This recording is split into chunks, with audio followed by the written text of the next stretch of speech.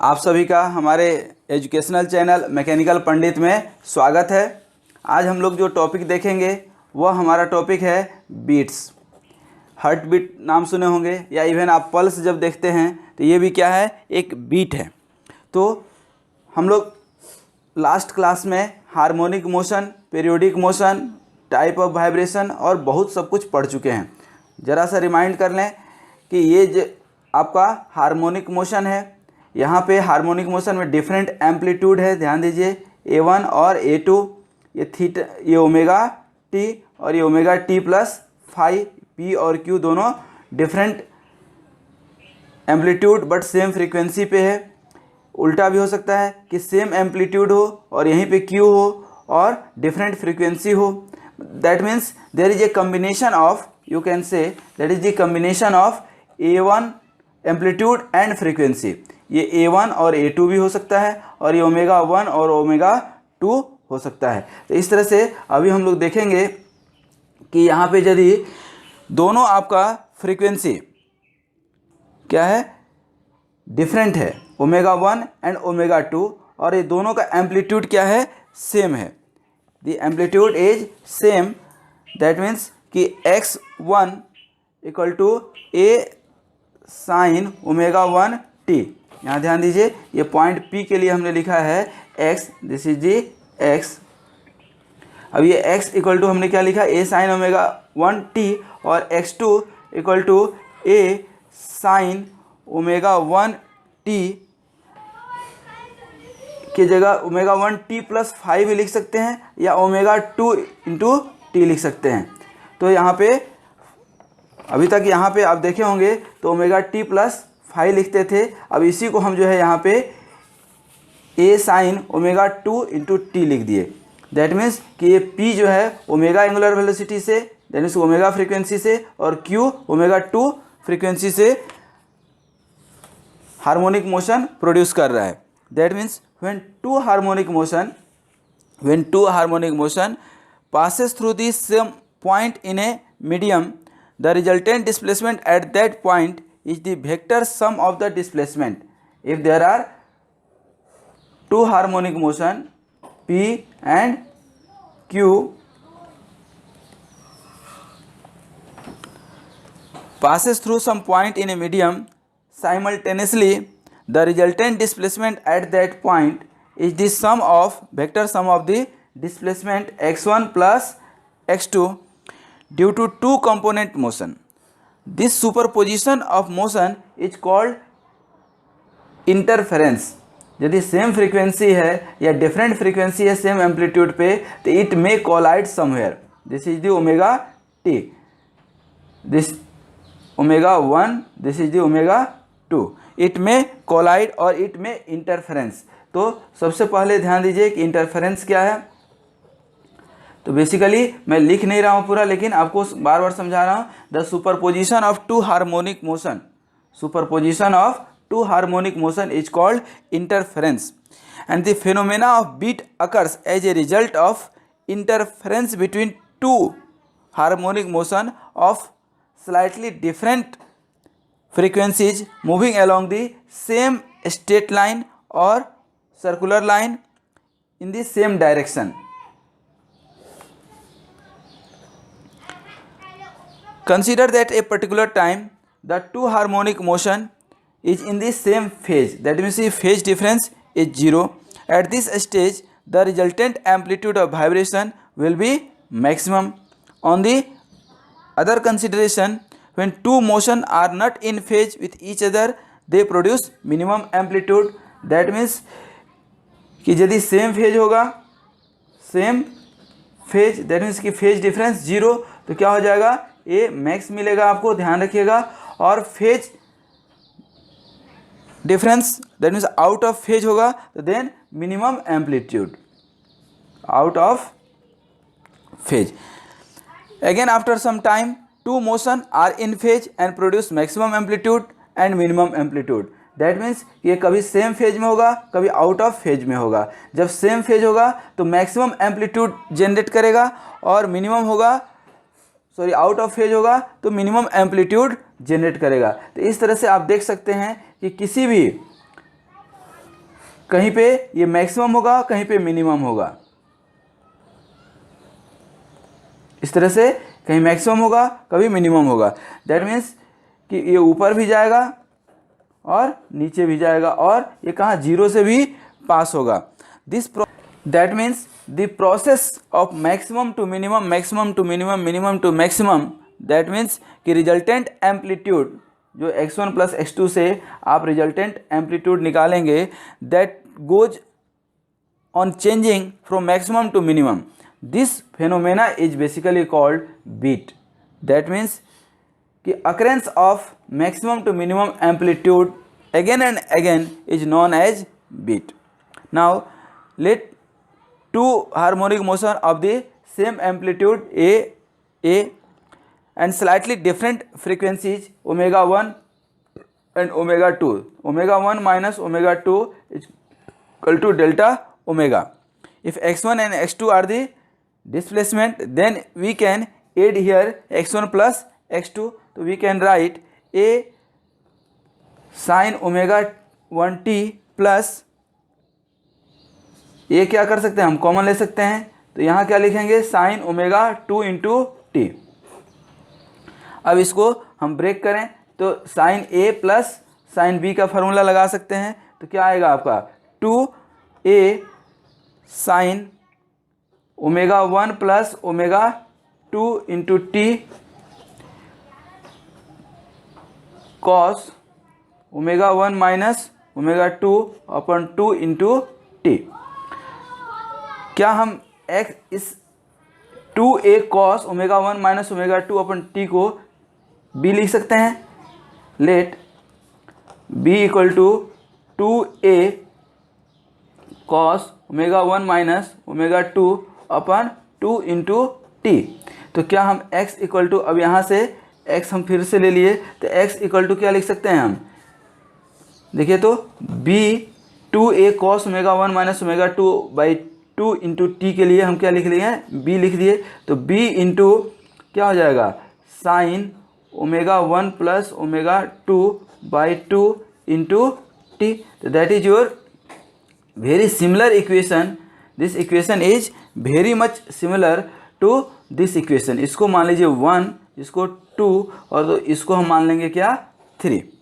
अब ये जो इक्वेशन आपका निकला कौन सा, ये फाइनल इक्वेशन, और ये इक्वेशन मान लीजिए आपका क्या है, इसको 3 मान लीजिए और इसको 4 मान लीजिए। तो जो इक्वेशन 3 है ये भी आप देखिए कि it is very much similar to this except this sine and cos, and this is very much similar to again this displacement.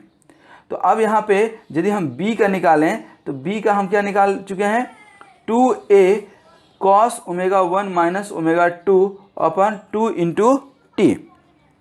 क्या हम b का ये क्या है डिस्प्लेसमेंट, तो b क्या हम मैक्स निकाल सकते हैं। b मैक्स कितना हो सकता है, देखिए तो इसका मैक्सिमम वैल्यू क्या हो सकता है 1, तो 2a, और b मिनिमम वैल्यू कितना हो सकता है 0।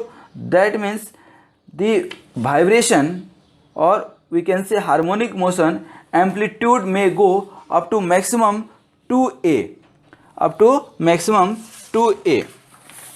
यहाँ ध्यान दीजिए, this amplitude can go up to maximum length this, and this length may be 2a। ठीक है, तो 2a ऊपर भी जा सकता है और 2a नीचे भी जा सकता है। तो यहाँ पे अब ध्यान दीजिए कि आपने b निकाल लिए 2a cos omega 1 minus omega 2 upon 2 into T. इसका तो b निकल गया, b is very much, that means b is the amplitude of the equivalent displacement. अब x इक्वल टू क्या निकल गया हमारा, x इक्वल टू निकला था, ध्यान दीजिए 2a sine omega 1 plus omega 2 by 2 into t cos. अब इस यहीं पे यदि हम चाहें तो ये तो आपका x निकला था 2a sine omega 1 plus omega 2, ये बार बार रिपीट करने का मतलब है कि आपको याद हो जाए, omega 1 minus omega 2 by 2 into t. अब कभी कभी स्लोप ऑफ द बीट भी पूछता है न्यूमेरिकल क्वेश्चन में, क्या स्लोप ऑफ बीट।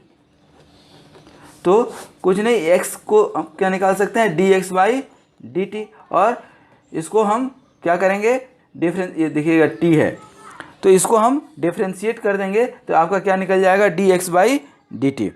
अब now come to our point कि ω1 minus ω2 equal to delta omega लिखे हैं, तो क्या ω2 equal to ω1 minus delta omega लिख सकते हैं। तो ये हम ω1 माइनस डेल्टा ओमेगा, और यदि ω2 को, यहाँ ध्यान दीजिएगा, इस ω2 को if ω2 is greater than, slightly greater than ω1, तो हमें क्या लिखना पड़ेगा, ω2 माइनस ω1 अपन डेल्टा ओमेगा।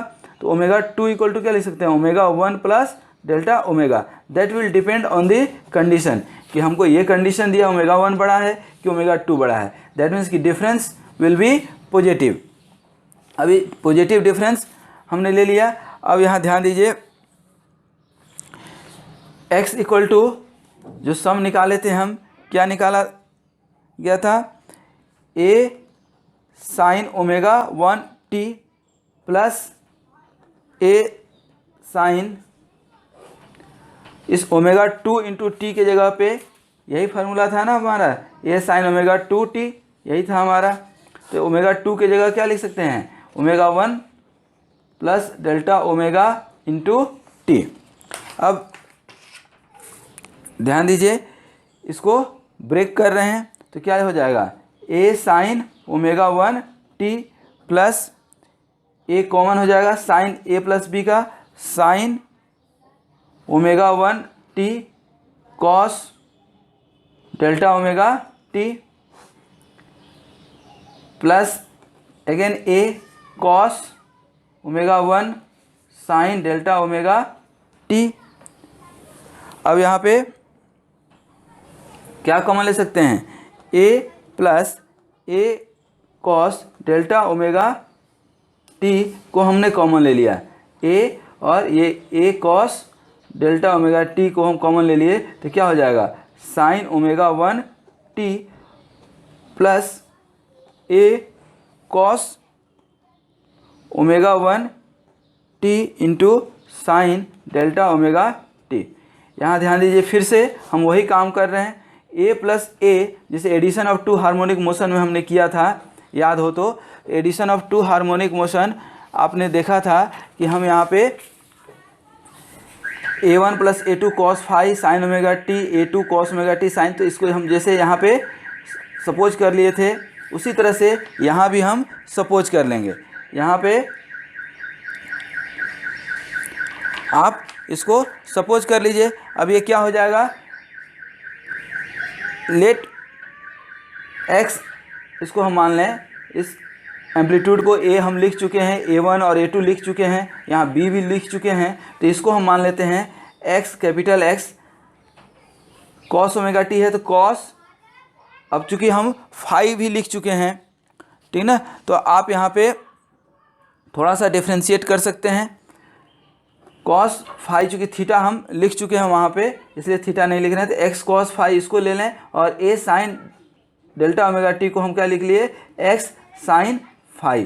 तो इसको यदि हम सही से देखें तो हमारा ये फार्मूला बन जाएगा इस तरह से कुछ आपका, x cos phi equal to a plus a cos delta omega t, और x sine phi equal to क्या हो जाएगा, a sine delta omega t. अब यहाँ से दोनों को सम और स्क्वायर करेंगे a और b से, तो आपका यहाँ पे x निकल जाएगा, स्क्वायर रूट ऑफ दोनों को स्क्वायर करके प्लस कर दिए हैं हम, तो क्या निकल जाएगा आपका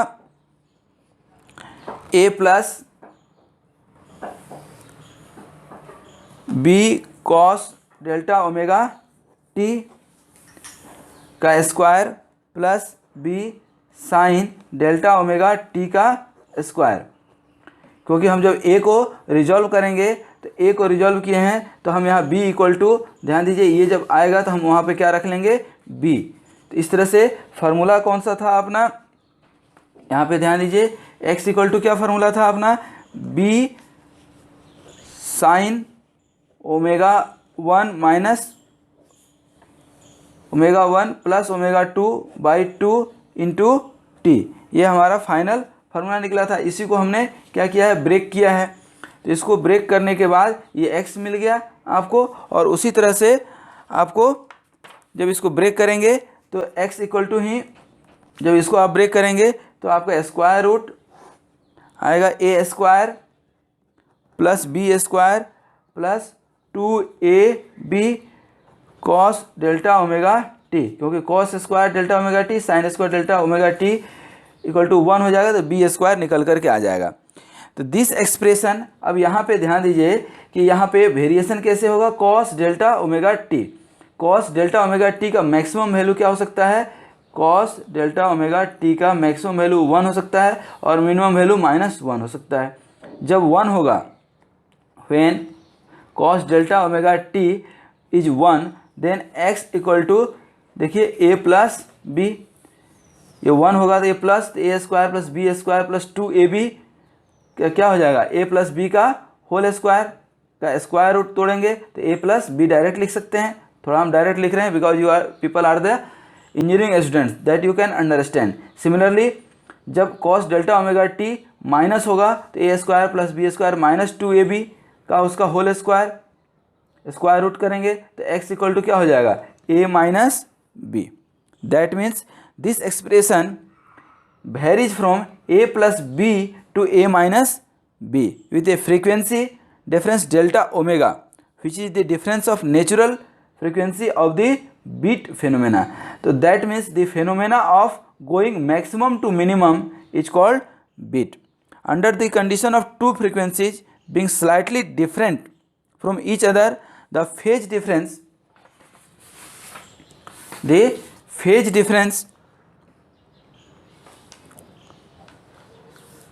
between the two sine wave motion or harmonic motion keeps on shifting slowly and continuously at the moment when these motion represented by rotating vectors, represented by rotating vectors in the similar way, rotating vectors are in phase with each other, the amplitude of the resultant motion is maximum and equal to the sum of amplitude of individual motion a plus b, जो अभी हमने निकाला है, ये a plus b, and at the minimum it will be a minus b. Thus the resultant amplitude continuously keeps on changing. यदि ये resultant amplitude निकालते हैं तो it will go up to a plus b to minus a minus b, इस तरह से फिर ये घटेगा फिर ये बढ़ेगा, तो इस तरह से it will go on changing maximum to minimum. This phenomena is called basically beats phenomena, ठीक है ना। तो इस तरह से ये आपका क्या हुआ, बीट्स। तो बेसिकली बीट इज द कोई in a single line definition I can say the variation of maximum to minimum amplitude of a harmonic motion is called beats. The variation of